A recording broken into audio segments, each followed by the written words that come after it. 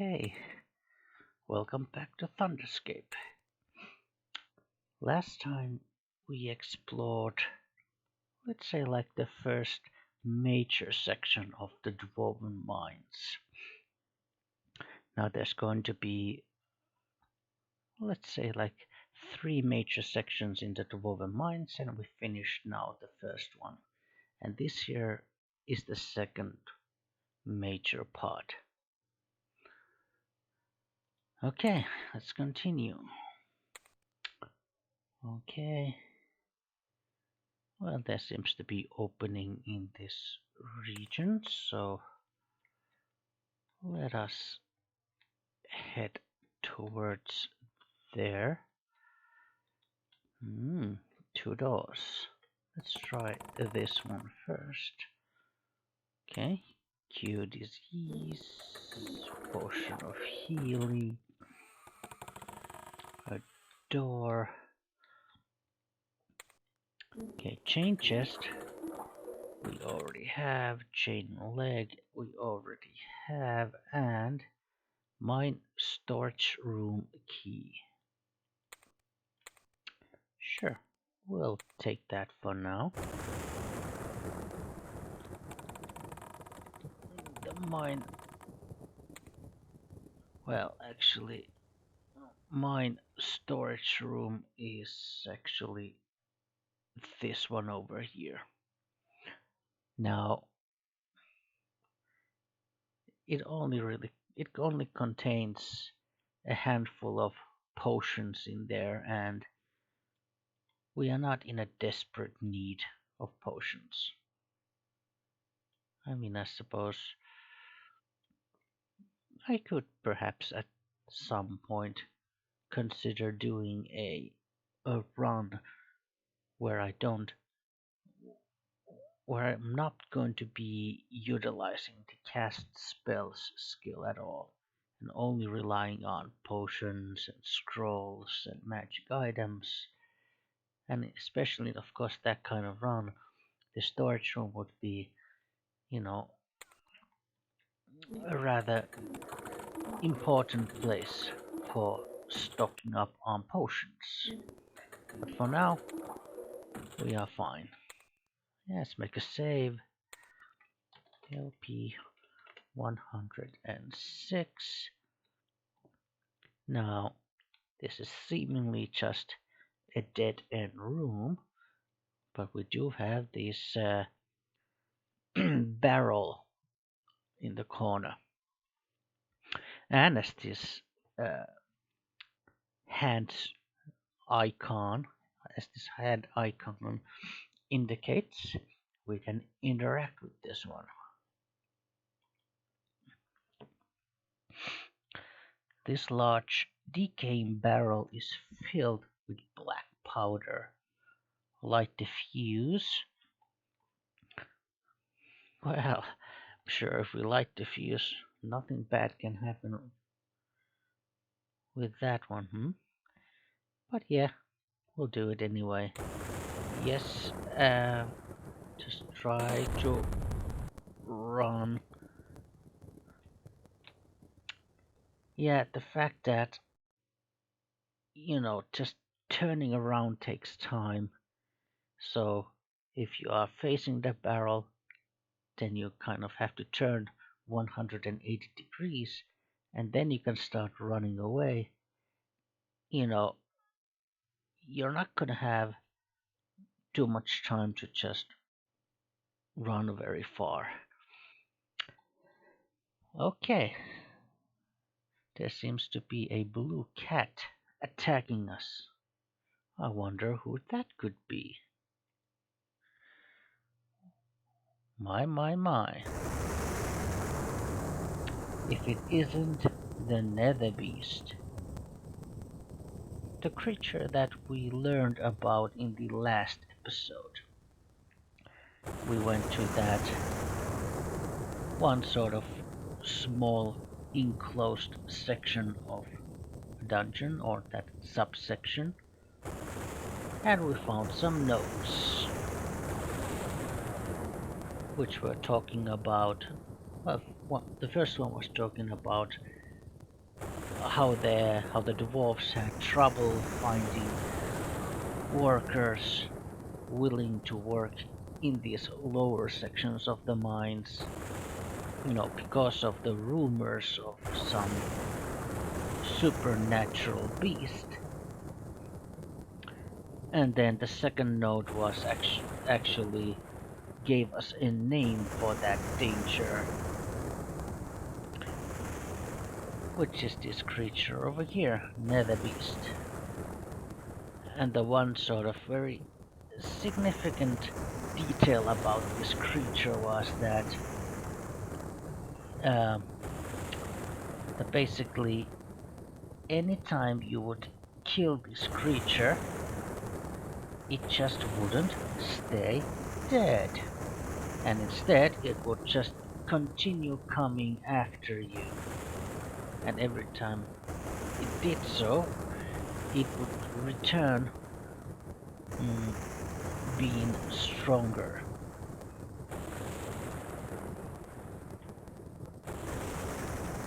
Yeah. Okay, Berserk. Mighty blow. Mighty blow. Good lord, this thunder sounds, I mean, come on. This is... I know I have mentioned this like at least a dozen times before, but oh,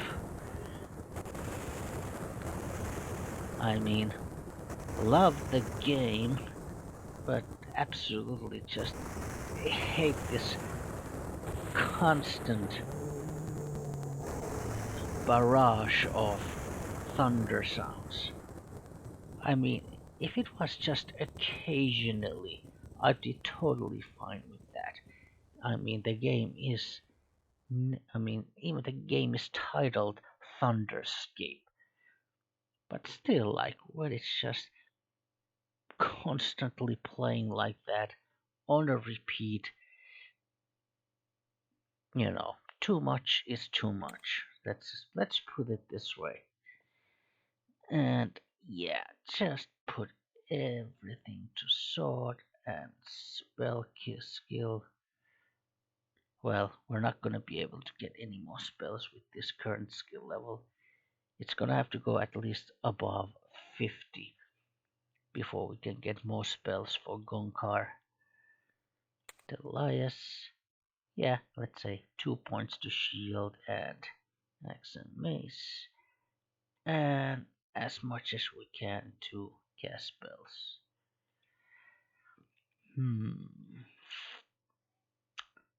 Yeah, ice missile, yeah, I mean, it never hurts to have as much variety in these different, let's say, forms of damage that you can do with either spells or weapons and whatnot, because there's a large variety with these creatures in the game. Yeah, everything to fencing and everything to cast spells. Oh, okay, I guess. Yeah, it might be that skill level 80 is the requirement for Acid Bolt, and probably 90 is for the slow spell. And prototype. Yeah, again, I mean, kind of like Bert, Prototype 17 is a character who, even though has really high strength, really high health, and just absolutely massive willpower,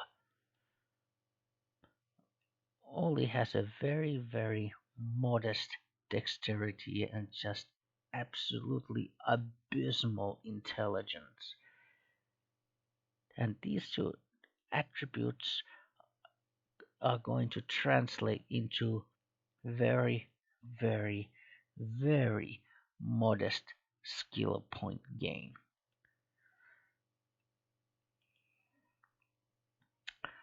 Learning some skills, yeah, like 3 points to skills and intelligence 3. I'm pretty sure that um, your intelligence is going to be the maximum level of maximum number that you can get to your non-combat skills, and dexterity is kind of the maximum level to your combat skills. I mean, it is a random number, but this is going to be the maximum level. And sure, let us teach this robot how to cast spells and learn how to heal.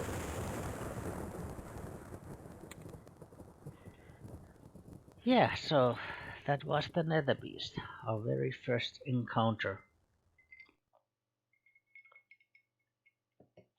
And while we didn't have too much trouble defeating it, just based on the description that we got, yeah, expect to meet him again and again and again and again and again.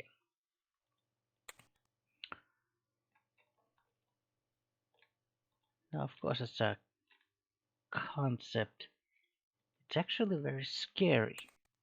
A creature that you can't ultimately kill, a creature that will always keep coming after you, and a creature that every time you do manage to kill it, it will come back stronger. Okay, hello there, carrion worm.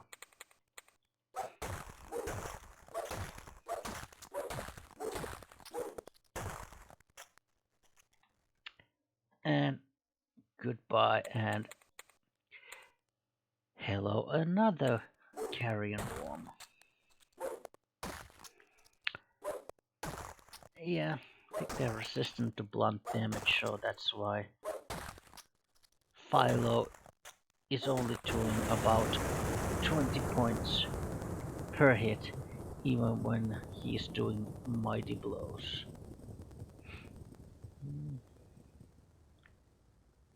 Yeah.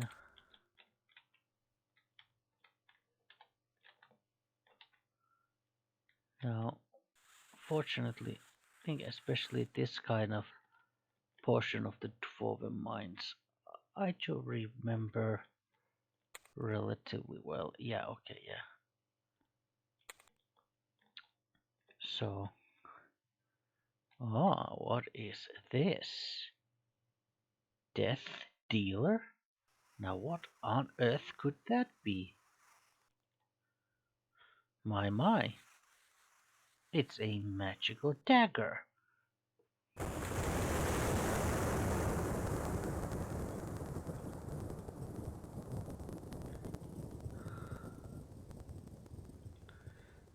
Yeah, and this, by the way.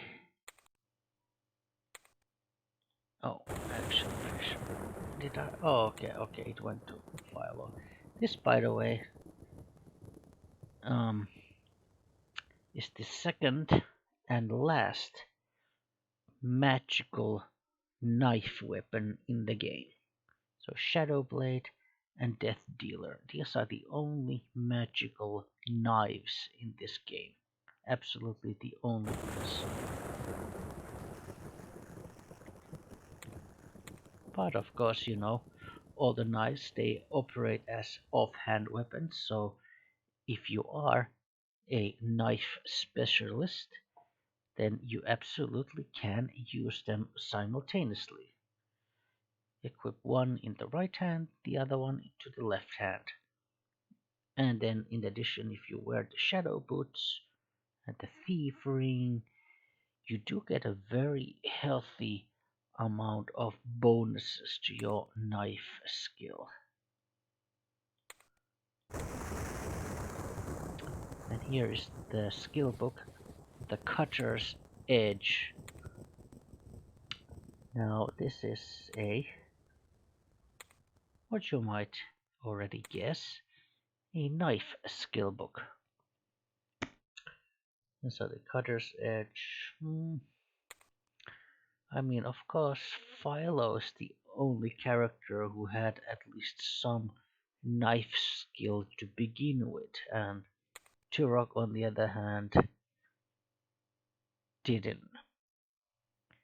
Yeah, I think all these 20 points, I think they actually come from her, uh, the magic ring, this thief's ring. Mm, but at the same time, she's not going to be. I mean, he. I mean, oftentimes even though I know Philo is a male, I make the mistake of assuming that he is actually a female. And I think it's because he has this kind of long hair and these braids. So, like, to me, it seems like, mm, like an old grandmother gobbling. And because of that, I always just, in my mind, I make this association with, a female character. But anywho, yeah, give this to Philo. So she has now at least 70 in knives. Let's see. Uh, here, here, yeah. Flip this switch. There's gonna be a button. Flip the button. That opens this little, let's say, secret door, and okay, we're gonna have to fight that one.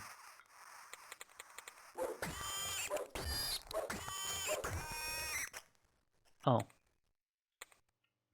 yeah, it just occurred to me. Why would she use main gauche as her offhand weapon when she now has two magical daggers? Well, the Death Dealer does provide slightly higher bonus knife skill.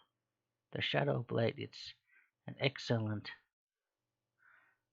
item for, and in fact, she kinda gets the Shadow Boots as well, and the Death Dealer offhand, yeah. These both items, they improve the knife skill, and Death Dealer increases the knife skill slightly more than the Shadow Blade. I think the Death Dealer gives 25 points to knife skill, whereas the Shadow Blade,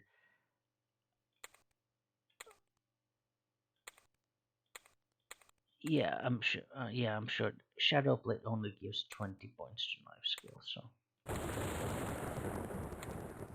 okay, that one is a dead end, so I have to kind of come here.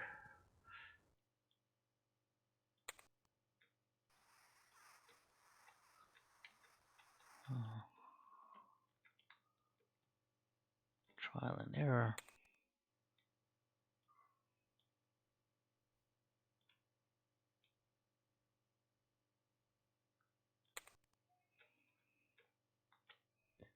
Yeah.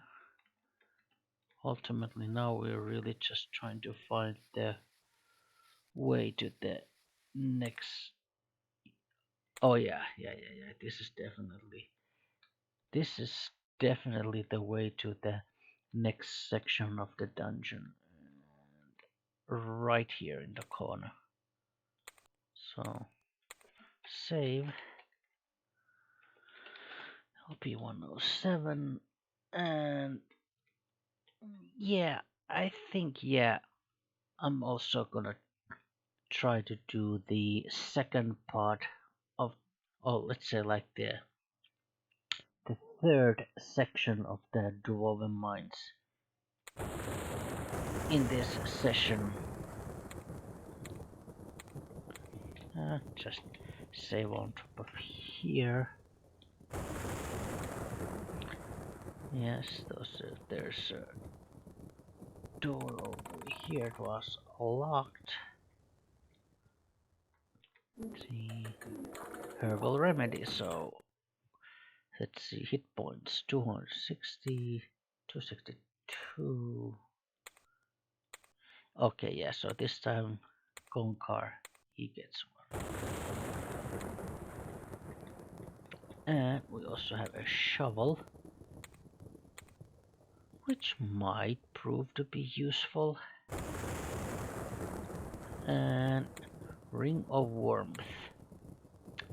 Now, this is actually going to be a item that increases your resistance to cold damage. I mean, that's why it's called Ring of Warmth, because it keeps you warm. Mm-hmm.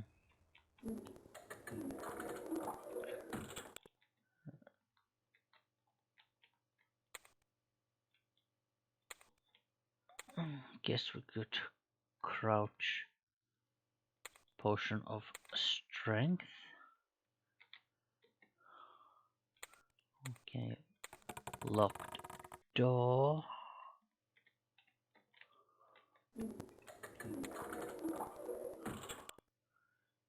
We could go that way, or that way. Plate mail boots. Yeah, we don't need that. Well, hello there. You beautiful thing.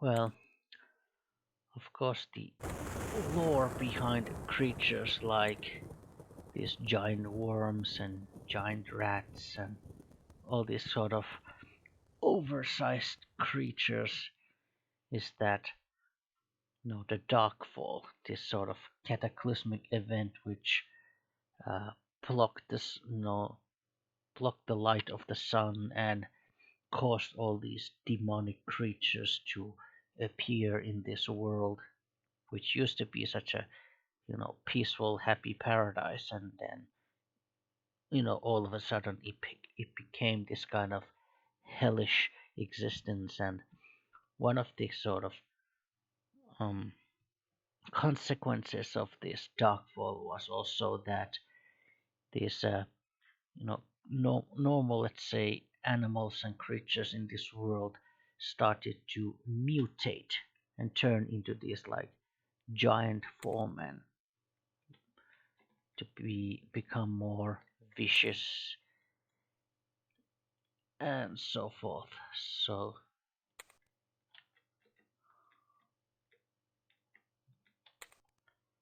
yeah, doors. Yeah, it's a good thing to have a person who can pick locks. Potion of mana. Scroll of lightning bolt. Actually, Philo already has the staff, the wand of magic. Yeah, not the staff, but the wand of magic. So, why don't we just give another mana potion to Delias? Potion chest. Potion chest, and you get the scroll of breathe fire. Okay, yeah, I think those potion chests, they are actually really just misnamed, because that's already the second time when a potion chest actually yields a magical scroll. Wand of Whispers. Now, this item actually has, well, kind of like the Tear of the Beast, so it has multiple castings of the Charm spell.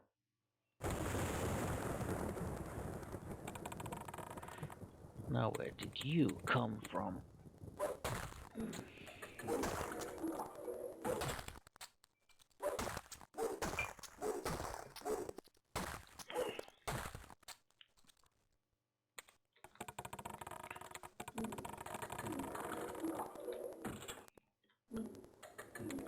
Potion of cure disease. Scroll chest. Okay, is this going to give me a potion? Okay. Scroll chests don't give you anything, and potion chests give you they give you magic scrolls. That makes sense. Hello. Why do you interrupt me?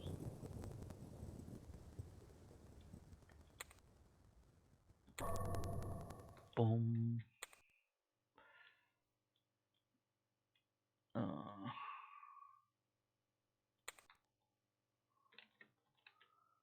Well,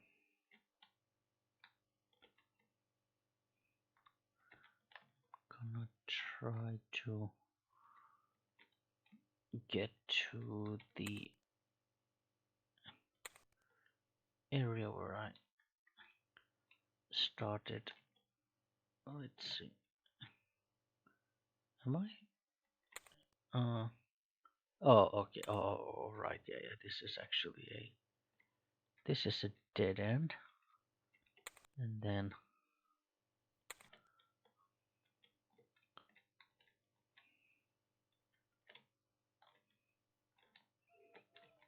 Okay. Potion. Cure poison. And medicine chest, so you get poison. I mean, okay, so at least medicine chest gives you potions. So that makes sense.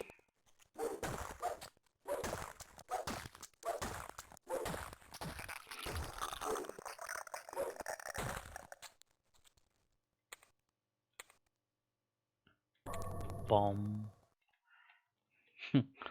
I like that sound. That sort of gong sound that you get whenever cure disease. Whenever you cast the 8 spell, you get that sort of gong sound. Gong. Just makes it appear more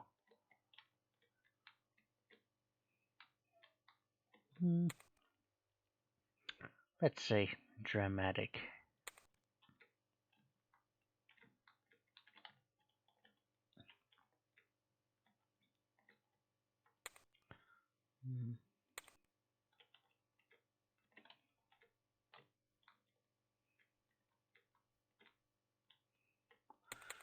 More maggots.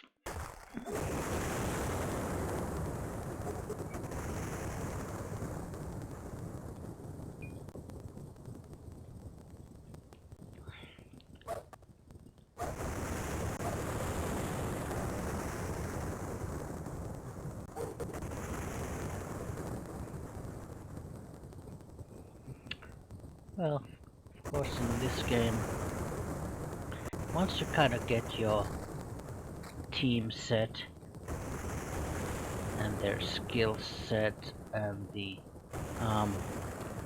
their weapons set,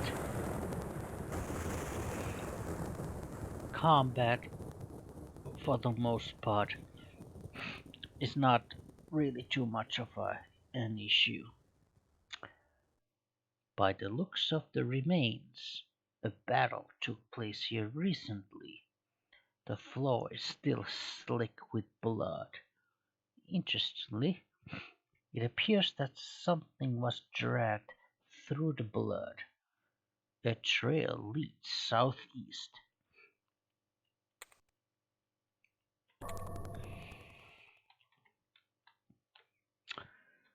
A trail leads southeast. Okay. Let's see, south is there, southwest is there, so southeast is roughly here. The blood trail here turns due south. By the number of footprints, you can tell there were a dozen or so survivors of the skirmish. Okay, south. Mhm.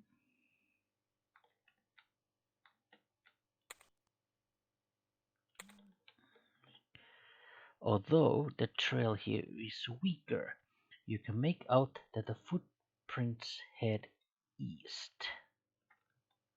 Oh no, I mean east. East is this way, so we are following the trail of a bloody footprints. Interesting.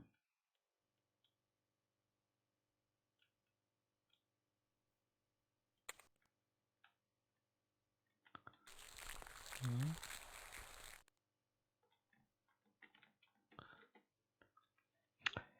You hear something from the east. However, it is too faint to determine what it is. The drag tail continues in that direction. The blood trail ends here in front of what appears to be a hastily caved in passage. From behind it, to the east, you hear something scratching. Oh, well, we did pick up this shovel a while ago. And I suppose if there's some rubble in here, some loose stones and dirt and earth, then I suppose we could use this one to clear out the dirt. And because we have a robot in our team, it's just natural to kind of give the shovel to the robot's hands and just order him to clear out the dirt. So, Prototype 17, I command you, clear out the rubble now.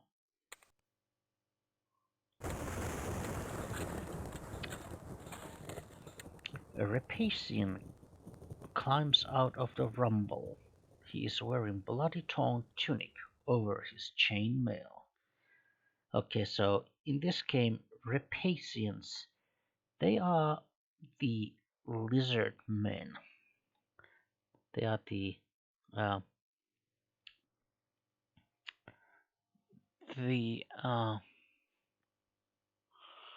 well, the lizard folk, yeah, the reptile, yeah, the reptilian humanoid, no, a race of reptilian humanoids, the lizard men.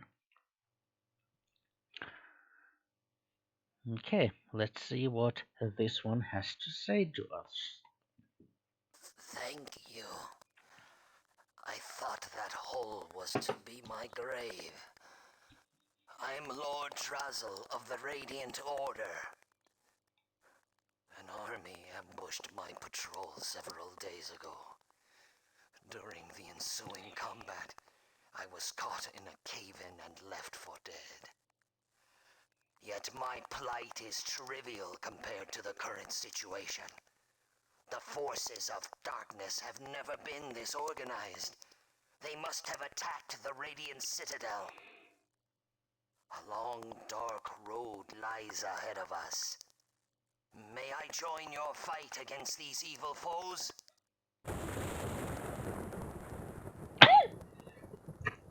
Excuse me.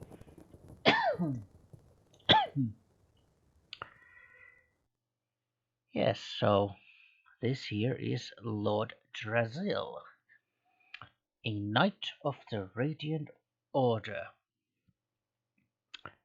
and he is also a possible companion you can have in your team.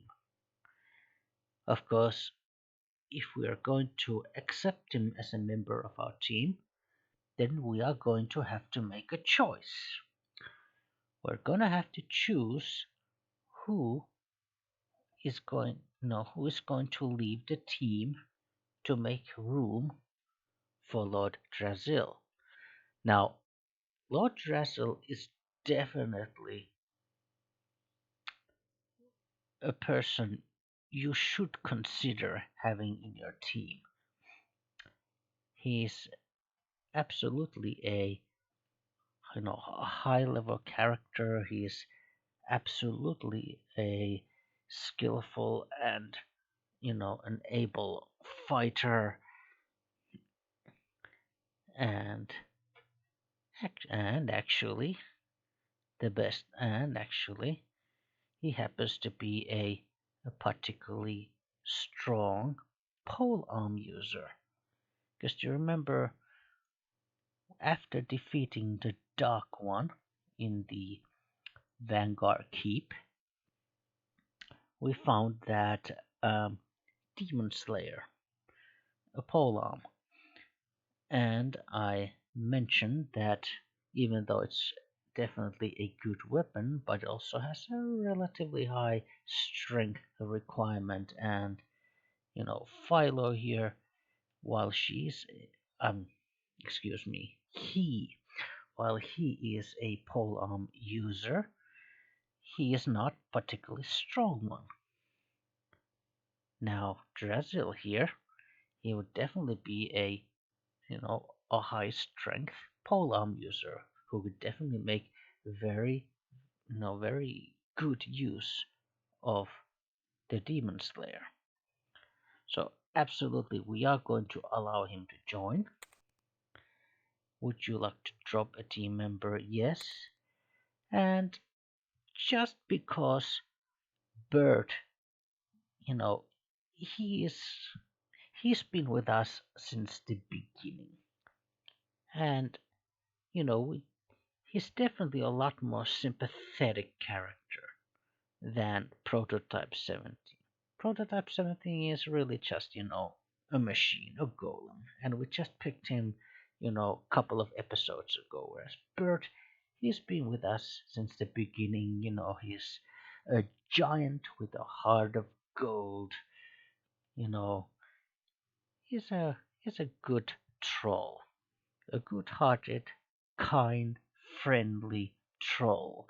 So yeah, we definitely want to keep Bert, at least for now.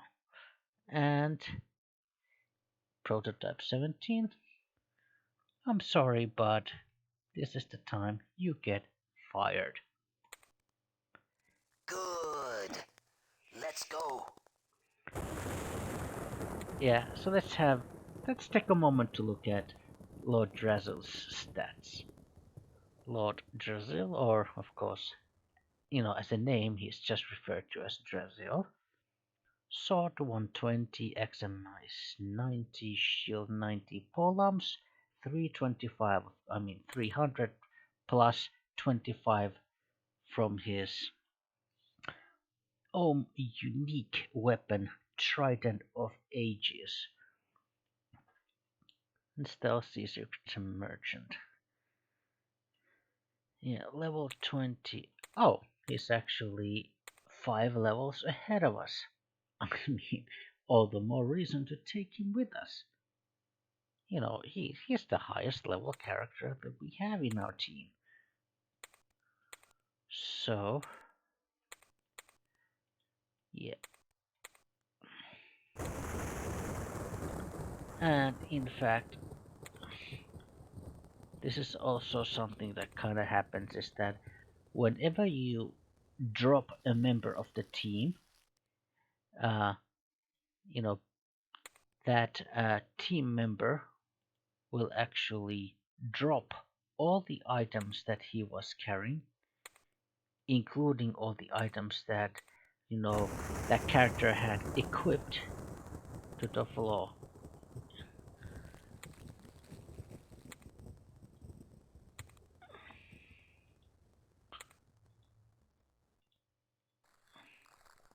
Well, he doesn't actually have any boots, so we might as well give him the plate boots.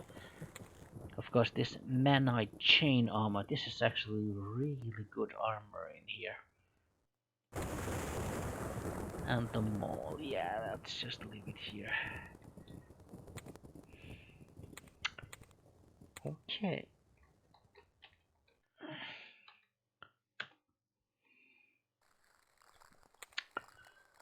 Right. Now. Oh. Okay. Then the next problem will be to figure out where do we want to go next, or to be more precise, where we have to go next in order to proceed. Now, yeah, actually, this is the door we want to kind of get into, but as you can see, still a major portion of this map has been, you know, blocked, or not blocked, but it's veiled in darkness, and the trail of bloody footprints is beginning to fade here, continuing south. However, they become more noticeable to the north, east, northwest. Oh, anyhow, yeah, those are just more. Yeah, I'm pretty sure if you had to kind of go the traces of the footprints end here. It was more or less somewhere here. Yeah, we can try to go down here or maybe up here and try here. Well, I guess we'll just, you know.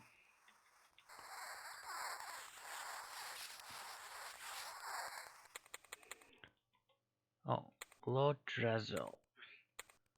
Yeah.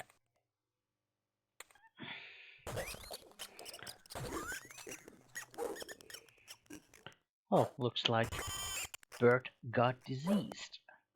This gray box over here, that indicates a disease.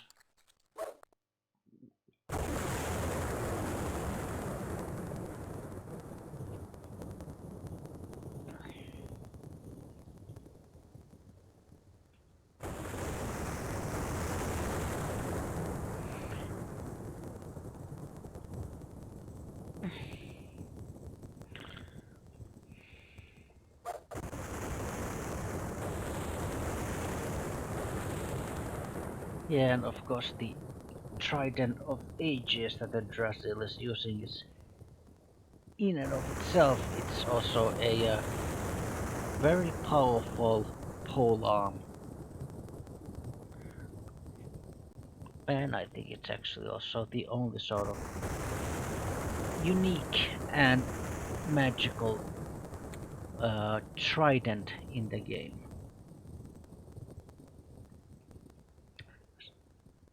Da da da da da da da da. Konkar got his spell skill to 50, which means that now Cure Poison and Charm should be unlocked. Yeah, and Cure Poison is slightly more useful, so. And everything to pole arms, everything to. Now, you might think that, if 200 is the most in cast spells that you really need in order to have access to all the spells in the game. So why would you want to improve your spellcasting skill above 200? I mean, if there isn't any obvious advantage over that, advantage in that. Well, there is, of course, another sort of issue with spellcasting and spells. I mean, yes, all the spells will have a minimum required skill that you need in order to be able to learn that spell. However, that is not the only aspect of spells. There's also um, a thing called spell increment. Something like that. It was something called that spell increment or something like that. Which let's say like if the it goes like this. Let's say if the spell, uh, let's say like the requirement for the spell is 100, and the spell increment is 50. Now, what does that mean? It means that if your skill, well, first of all, of course, you need that 100 in skill to learn that spell, sure, but or to have it in your, in your list of spells that you can learn when you level up. But what the skill increment does is that every time your skill, um, let's say for every skill increment that your skill uh, goes above that minimum requirement, you know, um, that spell, for that particular character will be treated as one level higher. So let's say, I mean, and okay, so what do I mean by one level higher? I mean, because as you may have already noticed, anytime in this game when you cast a spell, you get to kind of decide how many spell points do you want to invest in that spell. And basically, you kind of you increment the power of the spell, and that simultaneously that increases the spell cost. Now, these spell increments, what they do is that um, it's sort of like they sort of automatically improve the potency of that spell. So let's say if the requirement is 100, but your skill is and the increment is 50 points, and you have a skill level of 200. So that means that it's two, let's say two full 50 points above the minimum requirement. It means that you get, you know, two extra levels to that spell whenever you cast it. Meaning that even if you cast it at the very weakest form, let's call that form, level 1. So even if you cast that spell level 1, effectively, all the kind of statistics and, all the things about that spell will be treated as they were level 3. And so that means that, uh, so basically boosting your spellcasting skill is a way to boost the potency of your spells. And, you know, just and so in that regard, it does, like even if you push the skill to the very maximum, let's say, I'm not sure if it's going to be 999 or, like exactly 1000. Mm, come to think of it, I've never actually had a character who kind of has managed to gain a skill quite that high. Huh.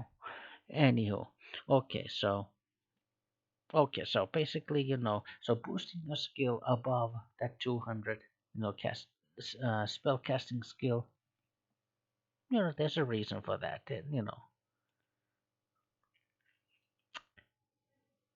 Ah, Mystic Net, sure.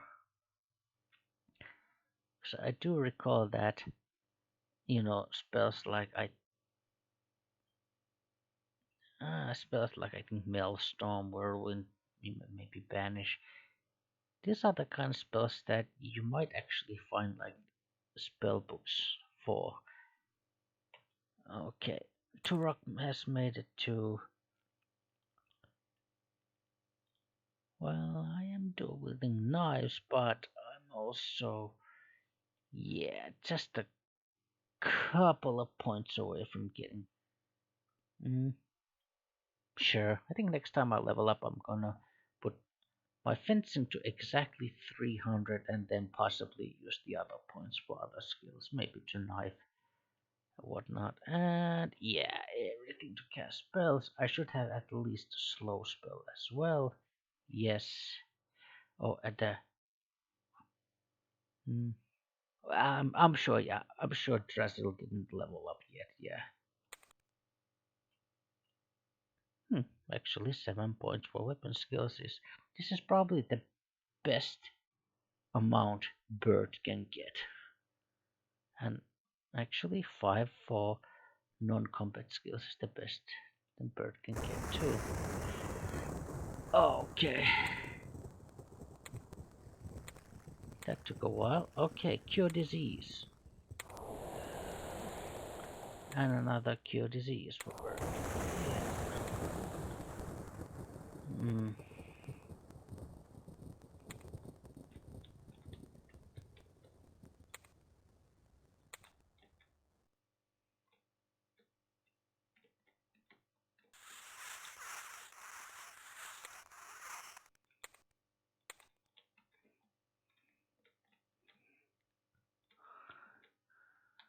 Well, I have to admit that these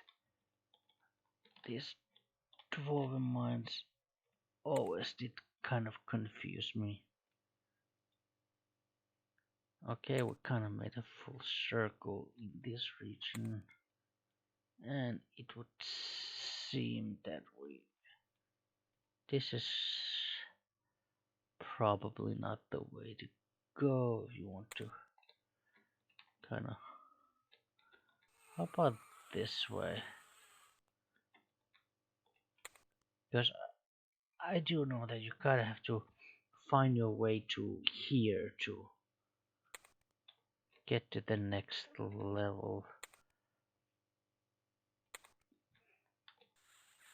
But this this dungeon does confuse me. Oh, okay. Dead end. It's like no matter how many times I play this game, it just never stops. Especially the levels never stop confusing me. Mm.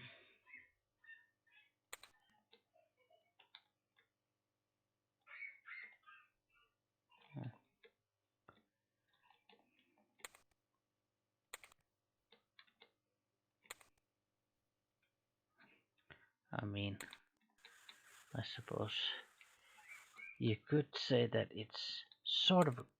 Oh yeah, yeah. Oh yeah. This is definitely. Yep, here it is. But there's also actually something in here that we want. I mean, that door behind there, that's definitely where we want to go. I mean, that is already the entrance to Karakonan. But this is also not a place you want to miss because there is something very special in here. Bone Crusher. Hmm, you know, actually, yes, absolutely, yeah, we'll definitely get. Oh, huh?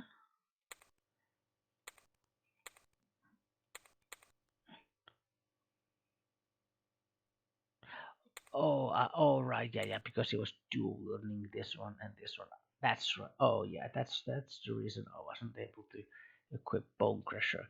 Because Bone Crusher, even though it looks like just a small, mace, and you would And you might assume that, it's a one-handed weapon, but this is actually a two-handed weapon. I don't know, maybe even though it's small, maybe it's too heavy for to be used as one weapon. Anywho, Bone Crusher, an excellent weapon, and as kind of the name would suggest, it also has this unique ability. Oh, okay, not unique, but the special ability that it does double damage to skeletons. Just like Bird's Club, it does double damage to skeletons, but of course, in addition to that, it happens to be a magical weapon. Oh, actually, I mean, okay, hasted. Okay, so Bird has already lost his haste, and Lord Drazzle doesn't have one yet. So we're gonna have to fix that eventually. But yeah, it's a magic weapon. It gives that skill bonus and also does double damage to skeletons. So this is effectively improved version of Bird's Club.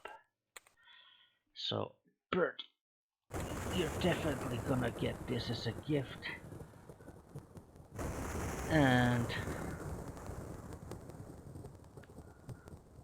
we'll just make our way here, save the game, and yeah, now this has now gone long enough. This has definitely taken a long time. So, and we finally made it all the way to, to Karek Conan, the legendary dwarven city. Okay, so for now, this is enough. And next time, and when we continue next time, we will get to exploring Karek Conan. So join us again next time. But for now, have a good one and all the best. Okay, goodbye.